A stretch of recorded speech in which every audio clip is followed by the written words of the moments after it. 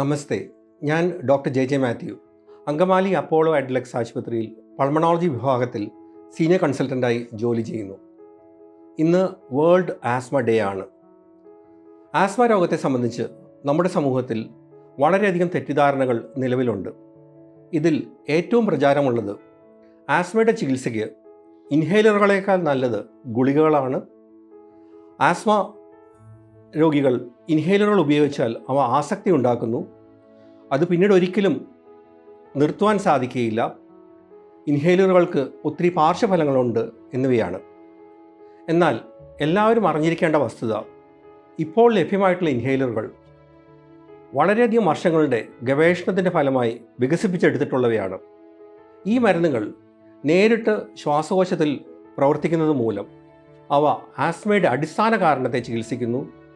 കൂടാതെ ശ്വാസനാളങ്ങളെ വികസിപ്പിക്കുകയും ചെയ്യുന്നു. ഈ കാരണങ്ങൾ കൊണ്ട് തന്നെ ഇവ ഗുളികളേക്കാൾ ഫലപ്രദമാണ് എന്ന് തെളിയിക്കപ്പെട്ടിട്ടുണ്ട്. വളരെ ശാസ്ത്രീയമായ അടിസ്ഥാനമുള്ളൊരു ചികിത്സയാണ് ഇത്. ഇൻഹേലറുകൾ ഒരിക്കലും ആസക്തി ഉണ്ടാക്കുന്നില്ല. ശരിയായി ഉപയോഗിച്ചാൽ പാർശ്വഫലങ്ങൾ വളരെ കുറവാണ്. രോഗത്തിൻ്റെ തീവ്രത അനുസരിച്ച് ഒരുപക്ഷെ ഒരു രോഗിക്ക് ഇൻഹേലർ ദീർഘനാൾ ഉപയോഗിക്കേണ്ടി വന്നെന്നിരിക്കാം.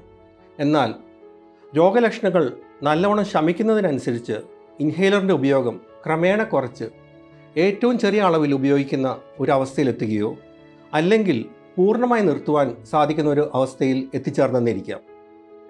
ഓരോ ആസ്മ രോഗിയും തൻ്റെ രോഗത്തിന് അനുയോജ്യമായ ചികിത്സ ഡോക്ടറുടെ നിർദ്ദേശപ്രകാരം ചെയ്യുന്നതാണ് ഏറ്റവും നല്ലത്. നമസ്തേ, ഞാൻ doctor Aziz, Angamaly Apollo Adlux ഹോസ്പിറ്റലിലെ സീനിയർ കൺസൾട്ടൻറ്റ് പൾമണോളജിസ്റ്റാണ്. ഇന്ന് മെയ് 6 ലോക ആസ്മ ദിനം. ആസ്മ എന്ന രോഗത്തെപ്പറ്റി ജനങ്ങളിൽ അവബോധം സൃഷ്ടിക്കുന്നതിന് വേണ്ടി ഗ്ലോബൽ ഇനീഷ്യേറ്റീവ് ഫോർ ആസ്മ അഥവാ ജീനയുടെ ആഭിമുഖ്യത്തിലാണ് എല്ലാ വർഷവും ലോക ആസ്മ ദിനം ആചരിക്കപ്പെടുന്നത്. എല്ലാ വർഷവും മെയ് മാസത്തിലെ ആദ്യത്തെ ചൊവ്വാഴ്ചയാണ് ആസ്മ ദിനമായി ആചരിക്കപ്പെടുന്നത്. ആസ്മയുടെ ചികിത്സയിലും ആസ്മ രോഗികളിൽ രോഗം അധികരിക്കുന്നതിൽ നിന്ന് സംരക്ഷിക്കുന്നതിലും ഇൻഹേൽ ട്രീറ്റ്മെൻറ്റ്സ് അഥവാ ശ്വസിക്കുന്ന രൂപത്തിലുള്ള മരുന്നുകൾ വളരെ പ്രധാനപ്പെട്ടതാണ്. ഈ ശ്വസിക്കുന്ന മരുന്നുകൾ ശ്വാസകോശത്തിലേക്ക് നേരിട്ട് പ്രവേശിക്കുകയും തന്മൂലം കൂടുതൽ ഫലപ്രദവും പാർശ്വഫലങ്ങൾ വളരെ കുറവുള്ളതുമാണ്. ഇങ്ങനെയുള്ളതായ ഇൻഹേൽ ട്രീറ്റ്മെൻറ്റ്സ് എല്ലാ രോഗികൾക്കും എത്തിക്കുക എന്നത് വളരെ പ്രധാനമാണ്. അതുകൊണ്ട് തന്നെയാണ് ഈ ലോക ആസ്മ ദിനത്തിൻ്റെ തീമായിട്ട് വെച്ചിരിക്കുന്നത് inhale treatments available for all. Thank you.